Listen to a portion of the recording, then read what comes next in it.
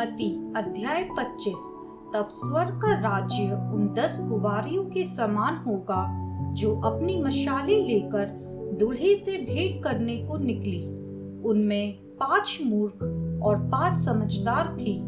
मूर्खों ने अपनी मशालें तो ली, परंतु अपने साथ तेल नहीं लिया, परंतु समझदारों ने अपनी मशालों के साथ अपनी कुप्पियों में तेल भी भर लिया। जब दूल्हे के आने में देर हुई तो वे सब उगने लगी और सो गई। आधी रात को धूम मची, देखो दूल्हा आ रहा है, उससे भेंट करने के लिए चलो। तब वे सब कुंवारियां उठकर अपनी मशालें ठीक करने लगी। और मूर्खों ने समझदारों से कहा, अपने तेल में से कुछ हमें भी दो, क्योंकि हमारी मशालें बुझी जा रही हैं। परंतु समझदारों ने उत्तर दिया, कदाचित यह हमारे और तुम्हारे लिए पूरा ना हो। भला तो यह है कि तुम बेचने वालों के पास जाकर अपने लिए मोल ले लो। जब वे मोल लेने को जा रही थी तो दूल्हा आ पहुंचा, और जो तैयार थी वे उसके साथ विवाह के घर में चली गई और द्वार बंद किया गया। इसके बाद वे दूसरी कुंवारियां भी आकर कहने लगी, हे स्वामी, हमारे लिए द्वार खोल दे। उसने उत्तर दिया, मैं तुमसे सच कहता हूँ, मैं तुम्हें नहीं जानता। इसलिए जागते रहो, क्योंकि तुम ना उस दिन को जानते हो ना उस घड़ी को। क्योंकि यह उस मनुष्य की सी दशा है जिसने परदेश जाते समय अपने दासों को बुलाकर अपनी संपत्ति उनको सौंप दी। उसने एक को 5 तोड़े, दूसरे को 2 और तीसरे को 1, अर्थात हर एक को उसकी सामर्थ्य के अनुसार दिया, और तब परदेश चला गया। तब जिसको 5 तोड़े मिले थे उसने तुरंत जाकर उनसे लेन देन किया और 5 तोड़े और कमाए। इसी रीति से जिसको 2 मिले थे उसने भी 2 और कमाए। परंतु जिसको 1 मिला था उसने जाकर मिट्टी खोदी और अपने स्वामी के रुपए छिपा दिए। बहुत दिनों के बाद उन दासों का स्वामी आकर उनसे लेखा लेने लगा। जिसको 5 तोड़े मिले थे उसने 5 तोड़े और लाकर कहा, हे स्वामी, तूने मुझे 5 तोड़े सौंपे थे, देख मैंने 5 तोड़े और कमाए हैं। उसके स्वामी ने उससे कहा, धन्य हे अच्छे और विश्वास योग्य दास, तू थोड़े में विश्वास योग्य रहा, मैं तुझे बहुत वस्तुओं का अधिकारी बनाऊंगा, अपने स्वामी के आनंद में सहभागी हो।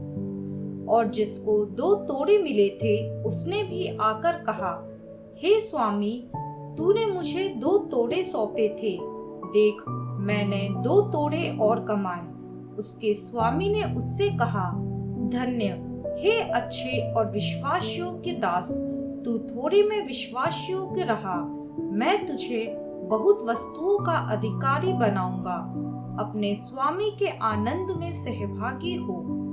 तब जिसको 1 तोड़ा मिला था उसने आकर कहा, हे स्वामी, मैं तुझे जानता था कि तू कठोर मनुष्य है। तू जहाँ कहीं नहीं बोता वही काटता है, और जहाँ नहीं छींटता वहाँ से बटोरता है। इसलिए मैं डर गया और जाकर तेरा तोड़ा मिट्टी में छिपा दिया। देख, जो तेरा है वह यह है।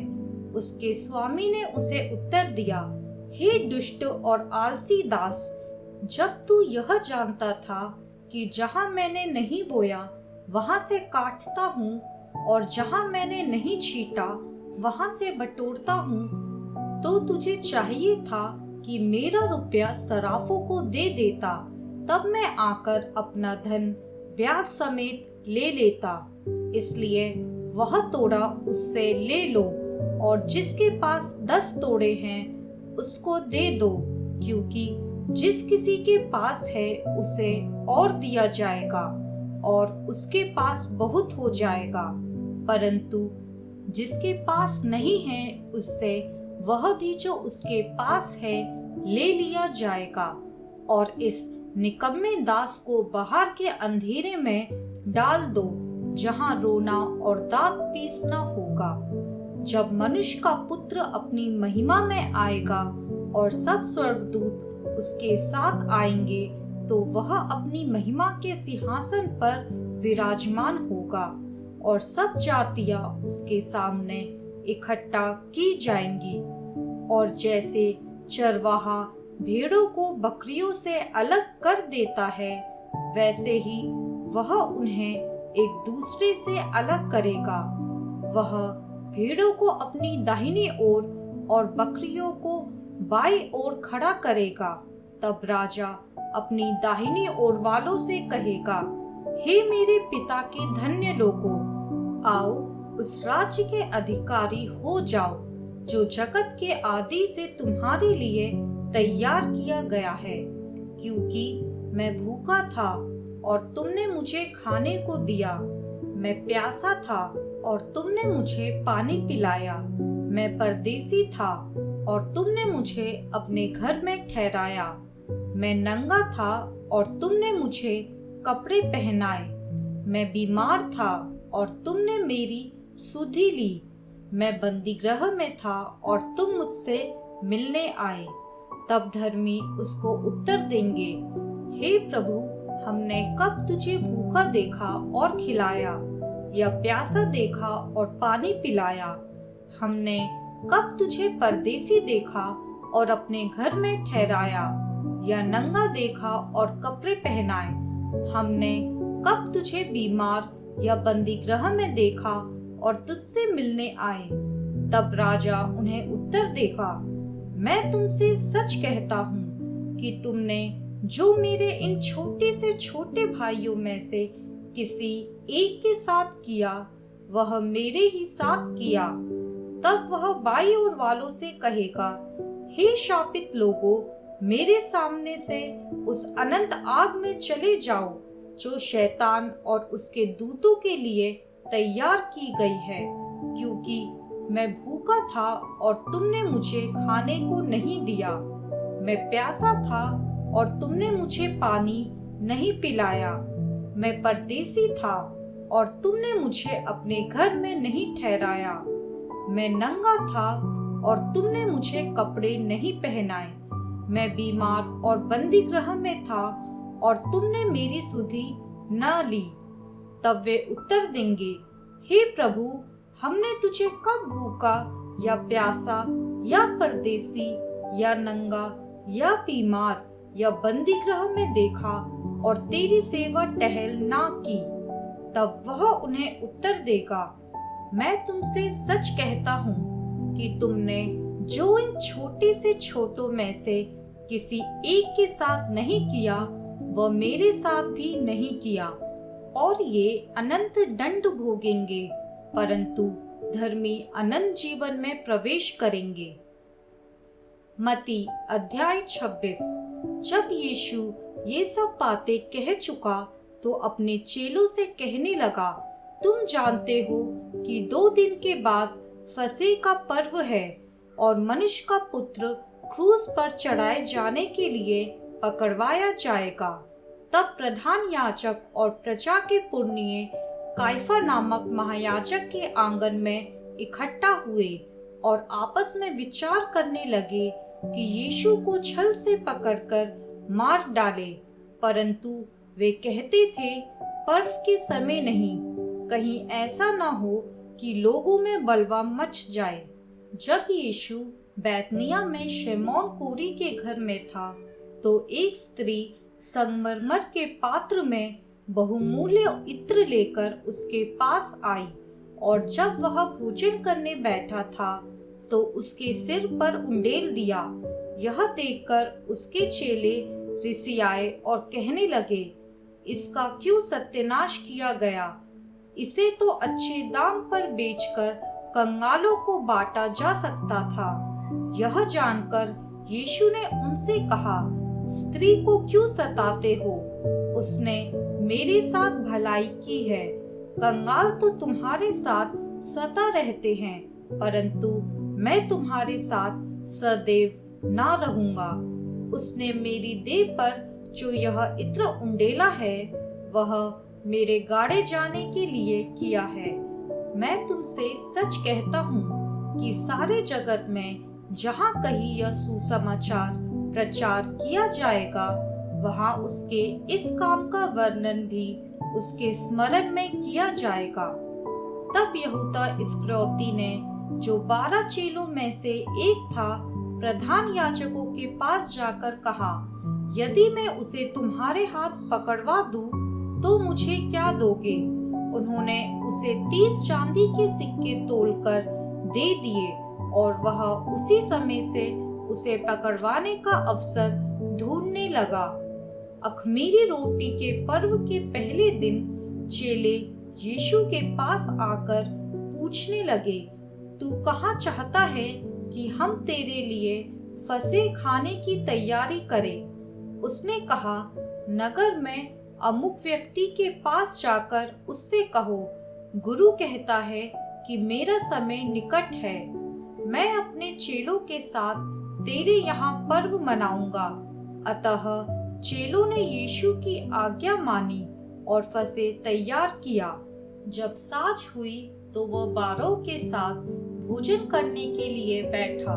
जब वे खा रहे थे तो उसने कहा, मैं तुमसे सच कहता हूँ कि तुम में से एक मुझे पकड़वाएगा। इस पर वे बहुत उदास हुए और हर एक उससे पूछने लगा, हे गुरु, क्या वह मैं हूँ? उसने उत्तर दिया, जिसने मेरे साथ थाली में हाथ डाला है, वही मुझे पकड़वाएगा। मनुष्य का पुत्र तो जैसा उसके विषय में लिखा है जाता ही है, परंतु उस मनुष्य के लिए शोक है जिसके द्वारा मनुष्य का पुत्र पकड़वाया जाता है। यदि उस मनुष्य का जन्म ही ना होता तो उसके लिए भला होता। तब उसके पकड़वाने वाले यहूदा ने कहा, हे रब्बी, क्या वह मैं हूँ? उसने उससे कहा, तू कह चुका। जब वे खा रहे थे तो यीशु ने रोटी ली और आशीष मांगकर तोड़ी और चेलों को देकर कहा, लो खाओ, यह मेरी देह है। फिर उसने कटोरा लेकर धन्यवाद किया और उन्हें देकर कहा, तुम सब इसमें से पियो, क्योंकि यह वाचा का मेरा वह लहू है जो बहुतों के लिए पापों की क्षमा के निमित्त बहाया जाता है। मैं तुमसे कहता हूँ कि दाख का यह रस उस दिन तक कभी ना पीऊंगा, जब तक तुम्हारे साथ अपने पिता के राज्य में नया ना पीऊं। फिर वे भजन गाकर जैतून पहाड़ पर गए। तब यीशु ने उनसे कहा, तुम सब आज ही रात को मेरे विषय में ठोकर खाओगे, क्योंकि लिखा है, मैं चरवाहे को मारूंगा और झुंड की भेड़ें तितर बितर हो जाएंगी। परंतु मैं अपने जी उठने के बाद तुमसे पहले गलील को जाऊंगा। इस पर पतरस ने उससे कहा, यदि सब तेरे विषय में ठोकर खाए तो खाए, परंतु मैं कभी भी ठोकर ना खाऊंगा। यीशु ने उससे कहा, मैं तुझसे सच कहता हूँ कि आज ही रात को मुर्ग के बांग देने से पहले तू 3 बार मुझसे मुकर जाएगा। पतरस ने उससे कहा, यदि मुझे तेरे साथ मरना भी पड़े तो भी मैं तुझसे कभी ना मुकरूंगा। और ऐसा ही सब चेलों ने भी कहा। तब यीशु अपने चेलों के साथ गत्समनी नामक एक स्थान में आया और अपने चेलों से कहने लगा, यहीं बैठे रहना जब तक मैं वहां जाकर प्रार्थना करूं। वह पतरस और जब्दी के दोनों पुत्रों को साथ ले गया और उदास और व्याकुल होने लगा। तब उसने उनसे कहा, मेरा जी बहुत उदास है, यहाँ तक कि मेरा प्राण निकला जा रहा है। तुम यही ठहरो और मेरे साथ जागते रहो। फिर वह थोड़ा और आगे बढ़कर मुंह के बल गिरा और यह प्रार्थना की, हे मेरे पिता, यदि हो सके तो यह कटोरा मुझसे टल जाए, तो भी जैसा मैं चाहता हूँ वैसा नहीं, परंतु जैसा तू चाहता है वैसा ही हो। फिर उसने चेलों के पास आकर उन्हें सोते पाया और पतरस से कहा, क्या तुम मेरे साथ एक घड़ी भी ना जाग सके? जागते रहो और प्रार्थना करते रहो कि तुम परीक्षा में ना पड़ो। आत्मा तो तैयार है, परंतु शरीर दुर्बल है। फिर उसने दूसरी बार जाकर यह प्रार्थना की, हे मेरे पिता, यदि यह मेरे पिए बिना नहीं हट सकता तो तेरी इच्छा पूरी हो। तब उसने आकर उन्हें फिर सोते पाया, क्योंकि उनकी आंखें नींद से भारी थी। उन्हें छोड़कर वह फिर चला गया और उन्हीं शब्दों में फिर तीसरी बार प्रार्थना की। तब उसने चेलों के पास आकर उनसे कहा, अब सोते रहो और विश्राम करो। देखो, घड़ी आ पहुंची है और मनुष्य का पुत्र पापियों के हाथ पकड़वाया जाता है। उठो, चले। देखो, मेरा पकड़ने वाला निकट आ पहुंचा है। वह यह कह ही रहा था कि यहूदा, जो 12 में से एक था, आया और उसके साथ प्रधान याजकों और लोगों के पुरनियों की ओर से बड़ी भीड़ तलवारें और लाठियां लिए हुए आई। उसके पकड़वाने वाले ने उन्हें यह संकेत दिया था, जिसको मैं चूम लूं वही है, उसे पकड़ लेना। और तुरंत यीशु के पास आकर कहा, हे रब्बी, नमस्कार, और उसको बहुत चूमा। यीशु ने उससे कहा, हे मित्र, जिस काम के लिए तू आया है उसे कर ले। तब उन्होंने पास आकर यीशु पर हाथ डाले और उसे पकड़ लिया।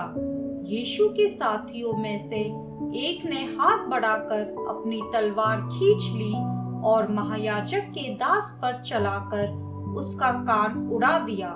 तब यीशु ने उससे कहा, अपनी तलवार म्यान में रख ले, क्योंकि जो तलवार चलाते हैं वे सब तलवार से नष्ट किए जाएंगे। क्या तू नहीं जानता कि मैं अपने पिता से विनती कर सकता हूँ और वह स्वर्गदूतों की 12 पलटन से अधिक मेरे पास अभी उपस्थित कर देगा? परंतु पवित्र शास्त्र की वे बातें कि ऐसा ही होना अवश्य है कैसे पूरी होंगी? उस समय यीशु ने भीड़ से कहा, क्या तुम तलवारें और लाठियां लाकर मुझे डाकू के समान पकड़ने के लिए निकले हो? मैं हर दिन मंदिर में बैठकर उपदेश दिया करता था और तुमने मुझे नहीं पकड़ा, परंतु यह सब इसलिए हुआ कि भविष्यद्वक्ताओं के वचन पूरे हो। तब सब चेले उसे छोड़कर भाग गए। तब यीशु के पकड़ने वाले उसको काइफा नामक महायाजक के पास ले गए, जहां शास्त्री और पुरनिये इकट्ठा हुए थे। पतरस दूर ही दूर उसके पीछे पीछे महायाजक के आंगन तक गया और भीतर जाकर अंत देखने को प्यादों के साथ बैठ गया। प्रधान याजक और सारी महासभा यीशु को मार डालने के लिए उसके विरोध में झूठी गवाही की खोज में थे, परंतु बहुत से झूठे गवाहों के आने पर भी ना पाई। अंत में 2 जन आए और कहा, इसने कहा है कि मैं परमेश्वर के मंदिर को ढा सकता हूँ और उसे 3 दिन में बना सकता हूँ। तब महायाजक ने खड़े होकर यीशु से कहा, क्या तू कोई उत्तर नहीं देता? ये लोग तेरे विरोध में क्या गवाही देते हैं? परंतु यीशु चुप रहा। तब महायाजक ने उससे कहा, मैं तुझे जीवते परमेश्वर की शपथ देता हूँ कि यदि तू परमेश्वर का पुत्र मसीह है तो हमसे कह दे। यीशु ने उससे कहा, तूने आप ही कह दिया, वरन मैं तुमसे यह भी कहता हूँ कि अब से तुम मनुष्य के पुत्र को सर्वशक्तिमान के दाहिनी ओर बैठे और आकाश के बादलों पर आते देखोगे। इस पर महायाजक ने अपने वस्त्र फाड़े और कहा, इसने परमेश्वर की निंदा की है। अब हमें गवाहों का क्या प्रयोजन? देखो, तुमने अभी यह निंदा सुनी है, तुम क्या सोचते हो? उन्होंने उत्तर दिया, यह वध होने के योग्य है। तब उन्होंने उसके मुंह पर थूका और उसे घूंसे मारे। दूसरों ने थप्पड़ मार के कहा, हे मसीह, हमसे भविष्यवाणी करके कह कि किसने मुझे मारा। पतरस बाहर आंगन में बैठा हुआ था कि एक दासी उसके पास आई और कहा, तू भी यीशु गलीली के साथ था। उसने सबके सामने यह कहते हुए इनकार किया, मैं नहीं जानता तू क्या कह रही है। जब वह बाहर देवड़ी में गया तो दूसरी दासी ने उसे देखकर उनसे जो वहां थे कहा, यह भी तो यीशु नासरी के साथ था। उसने शपथ खाकर फिर इनकार किया, मैं उस मनुष्य को नहीं जानता। थोड़ी देर बाद लोगों ने जो वहां खड़े थे पतरस के पास आकर उससे कहा, सचमुच तू भी उनमें से एक है, क्योंकि तेरी बोली तेरा भेद खोल देती है। तब वह धिक्कारने और शपथ खाने लगा, मैं उस मनुष्य को नहीं जानता, और तुरंत मुर्ग ने बांग दी। तब पतरस को यीशु की कही हुई बात स्मरण हो आई, मुर्ग के बांग देने से पहले तू 3 बार मेरा इनकार करेगा। और वह बाहर जाकर फूट फूट कर रोया। मत्ती अध्याय 27। जब भोर हुई तो सब प्रधान याजकों और लोगों के पुरनियों ने यीशु को मार डालने की सम्मति की। उन्होंने उसे बांधा और ले जाकर पिलातुस हाकिम के हाथ में सौंप दिया। जब उसके पकड़वाने वाले यहूदा ने देखा कि वह दोषी ठहराया गया है तो वह पछताया और वे 30 चांदी के सिक्के प्रधान याजकों और पुरनियों के पास फेर लाया और कहा, मैंने निर्दोष को घात के लिए पकड़वाकर पाप किया है। उन्होंने कहा, हमें क्या, तू ही जान। तब वह उन सिक्कों को मंदिर में फेंककर चला गया और जाकर अपने आप को फांसी दी। प्रधान याजकों ने उन सिक्कों को लेकर कहा, इन्हें भंडार में रखना उचित नहीं, क्योंकि यह लहू का दाम है। अतः उन्होंने सम्मति करके उन सिक्कों से परदेशियों के गाड़े जाने के लिए कुम्हार का खेत मोल ले लिया। इस कारण वह खेत आज तक लहू का खेत कहलाता है। तब जो वचन यिर्मयाह भविष्यद्वक्ता के द्वारा कहा गया था वह पूरा हुआ। उन्होंने वे 30 सिक्के अर्थात उस ठहराए हुए मूल्य को, जिसे इज़राइल की संतान में से कितनों ने ठहराया था, ले लिया और जैसे प्रभु ने मुझे आज्ञा दी थी वैसे ही उन्हें कुम्हार के खेत के मूल्य में दे दिया। जब यीशु हाकिम के सामने खड़ा था तो हाकिम ने उससे पूछा, क्या तू यहूदियों का राजा है? यीशु ने उससे कहा, तू आप ही कह रहा है। जब प्रधान याजक और पुरनिये उस पर दोष लगा रहे थे तो उसने कुछ उत्तर नहीं दिया। इस पर पिलातुस ने उससे कहा, क्या तू नहीं सुनता कि ये तेरे विरोध में कितनी गवाहियां दे रहे हैं? परंतु उसने उसको एक बात का भी उत्तर नहीं दिया। यहाँ तक कि हाकिम को बड़ा आश्चर्य हुआ। हाकिम की यह रीति थी कि उस पर्व में लोगों के लिए किसी एक बंदी को जिसे वे चाहते थे छोड़ देता था। उस समय उनके यहाँ बरअब्बा नामक एक माना हुआ बंदी था। अतः जब वे इकट्ठे हुए तो पिलातुस ने उनसे कहा, तुम किसको चाहते हो कि मैं तुम्हारे लिए छोड़ दूं, बरअब्बा को या यीशु को जो मसीह कहलाता है? क्योंकि वह जानता था कि उन्होंने उसे डाह से पकड़वाया है। जब वह न्याय की गद्दी पर बैठा हुआ था तो उसकी पत्नी ने उसे कहला भेजा, तू उस धर्मी के मामले में हाथ ना डालना, क्योंकि मैंने आज स्वप्न में उसके कारण बहुत दुख उठाया है। प्रधान याजकों और पुरनियों ने लोगों को उभारा कि वे बरअब्बा को मांग ले और यीशु का नाश कराए। हाकिम ने उनसे पूछा, इन दोनों में से किसको चाहते हो कि मैं तुम्हारे लिए छोड़ दूं? उन्होंने कहा, बरअब्बा को। पिलातुस ने उनसे पूछा, फिर यीशु को जो मसीह कहलाता है क्या करूं? सब ने उससे कहा, वह क्रूस पर चढ़ाया जाए। हाकिम ने कहा, क्यों? उसने क्या बुराई की है? परंतु वे और भी चिल्ला चिल्ला कर कहने लगे, वह क्रूस पर चढ़ाया जाए। जब पिलातुस ने देखा कि कुछ बन नहीं पड़ता परंतु इसके विपरीत हुल्लड़ बढ़ता जाता है, तो उसने पानी लेकर भीड़ के सामने अपने हाथ धोए और कहा, मैं इस धर्मी के लहू से निर्दोष हूँ, तुम ही जानो। सब लोगों ने उत्तर दिया, इसका लहू हम पर और हमारी संतान पर हो। इस पर उसने बरअब्बा को उनके लिए छोड़ दिया और यीशु को कोड़े लगवाकर सौंप दिया कि क्रूस पर चढ़ाया जाए।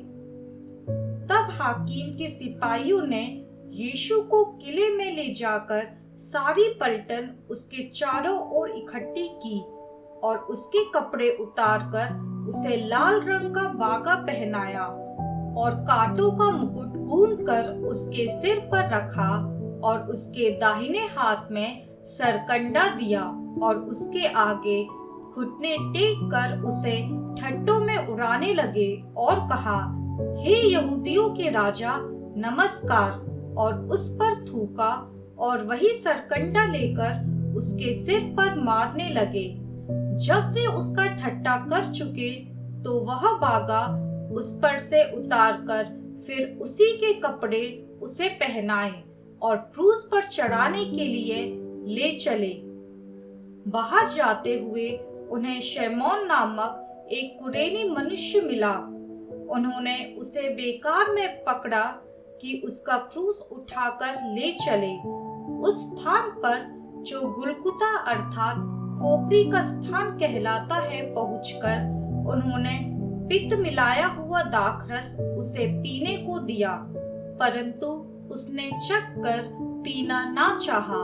तब उन्होंने उसे क्रूस पर चढ़ाया और चिट्ठियां डालकर उसके कपड़े बांट लिए और वहां बैठकर उसका पहरा देने लगे और उसका दोष पत्र उसके सिर के ऊपर लगाया कि यह यहूदियों का राजा यीशु है। तब उसके साथ 2 डाकू एक दाहिने और एक बाएं क्रूसों पर चढ़ाए गए। आने जाने वाले सिर हिला हिलाकर उसकी निंदा करते थे और यह कहते थे, हे मंदिर के ढाने वाले और 3 दिन में बनाने वाले, अपने आप को तो बचा। यदि तू परमेश्वर का पुत्र है तो क्रूस पर से उतर आ। इसी रीति से प्रधान याजक भी शास्त्रियों और पुरनियों समेत ठट्टा कर करके कहते थे, इसने औरों को बचाया और अपने आप को नहीं बचा सकता। यह तो इज़राइल का राजा है। अब क्रूस पर से उतर आए तो हम उस पर विश्वास करें। उसने परमेश्वर पर भरोसा रखा है। यदि वह इसको चाहता है तो अब इसे छुड़ा ले, क्योंकि इसने कहा था, मैं परमेश्वर का पुत्र हूँ। इसी प्रकार डाकू भी जो उसके साथ क्रूसों पर चढ़ाए गए थे उसकी निंदा करते थे। दोपहर से लेकर तीसरे पहर तक उस सारे देश में अंधेरा छाया रहा। तीसरे पहर के निकट यीशु ने बड़े शब्द में पुकार कर कहा, एली एली लमा शबक्तनी, अर्थात हे मेरे परमेश्वर तूने मुझे क्यों छोड़ दिया। जो वहां खड़े थे उनमें से कितनों ने यह सुनकर कहा, वह तो एलिया को पुकारता है। उनमें से एक तुरंत दौड़ा और स्पंज लेकर सिरके में डुबोया और सरकंडे पर रखकर उसे चुसाया। औरों ने कहा, रह जाओ, देखे एलिया उसे बचाने आता है कि नहीं। तब यीशु ने फिर बड़े शब्द से चिल्लाकर प्राण छोड़ दिए और देखो, मंदिर का पर्दा ऊपर से नीचे तक फटकर 2 टुकड़े हो गया और धरती डोल गई और चट्टानें तरक गई और कब्रें खुल गई और सोए हुए पवित्र लोगों के बहुत से शव जी उठे। और उसके जी उठने के बाद वे कब्रों में से निकलकर पवित्र नगर में गए और बहुतों को दिखाई दिए। तब सूबेदार और जो उसके साथ यीशु का पहरा दे रहे थे, भूकंप और जो कुछ हुआ था उसे देखकर अत्यंत डर गए और कहा, सचमुच यह परमेश्वर का पुत्र था। वहां बहुत सी स्त्रियां जो गलील से यीशु की सेवा करती हुई उसके साथ आई थी, दूर से यह देख रही थी। उनमें मरियम मगदलीनी और याकूब और योसेस की माता मरियम और जब्दी के पुत्रों की माता थी। जब सांझ हुई तो यूसुफ नामक अरिमतिया का एक धनी मनुष्य जो आप ही यीशु का चेला था आया। उसने पिलातुस के पास जाकर यीशु का शव मांगा। इस पर पिलातुस ने दे देने की आज्ञा दी। यूसुफ ने शव लिया, उसे उज्जवल चादर में लपेटा और उसे अपनी नई कब्र में रखा जो उसने चट्टान में खुदवाई थी, और कब्र के द्वार पर बड़ा पत्थर लुढ़काकर चला गया। मरियम मगदलीनी और दूसरी मरियम वहां कब्र के सामने बैठी थी। दूसरे दिन, जो तैयारी के दिन के बाद का दिन था, प्रधान याजकों और फरीसियों ने पिलातुस के पास इकट्ठे होकर कहा, हे महाराज, हमें स्मरण है कि उस भरमाने वाले ने जब वह जीवित था कहा था, मैं 3 दिन के बाद जी उठूंगा। अतः आज्ञा दे कि तीसरे दिन तक कब्र की रखवाली की जाए, ऐसा ना हो कि उसके चेले आकर उसे चुरा ले जाए और लोगों से कहने लगे, वह मरे हुओं में से जी उठा है। तब पिछला धोखा पहले से भी बुरा होगा। पिलातुस ने उनसे कहा, तुम्हारे पास पहरुए तो हैं, जाओ अपनी समझ के अनुसार रखवाली करो। अतः वे पहरुओं को साथ लेकर गए और पत्थर पर मोहर लगाकर कब्र की रखवाली की। मत्ती अध्याय 28।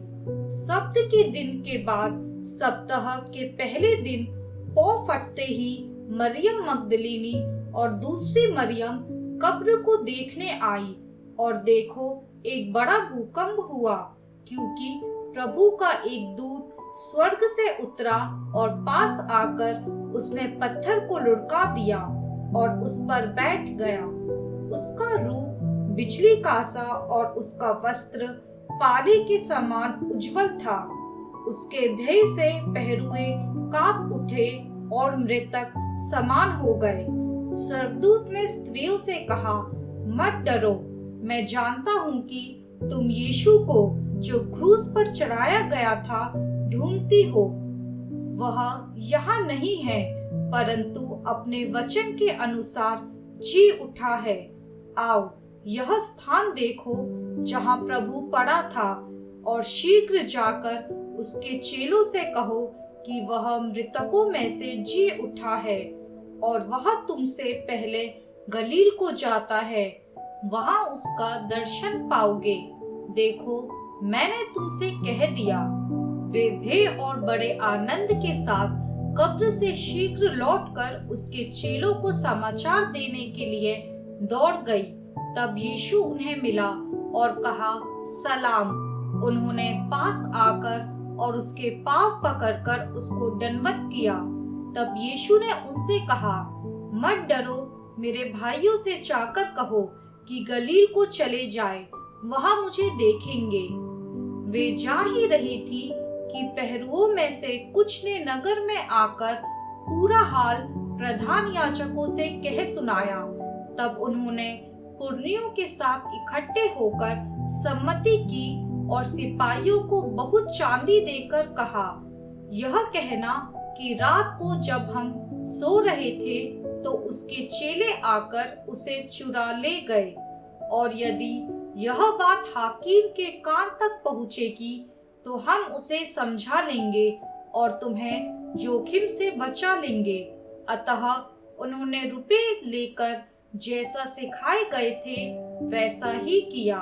यह बात आज तक यहूदियों में प्रचलित है। 11 चेले गलील में उस पहाड़ पर गए जिसे यीशु ने उन्हें बताया था। उन्होंने उसके दर्शन पाकर उसे प्रणाम किया, पर किसी किसी को संदेह हुआ। यीशु ने उनके पास आकर कहा, स्वर्ग और पृथ्वी का सारा अधिकार मुझे दिया गया है, इसलिए तुम जाओ, सब जातियों के लोगों को चेला बनाओ और उन्हें पिता और पुत्र और पवित्र आत्मा के नाम से बपतिस्मा दो, और उन्हें सब बातें जो मैंने तुम्हें आज्ञा दी है मानना सिखाओ। और देखो, मैं जगत के अंत तक सदा तुम्हारे संग हूँ।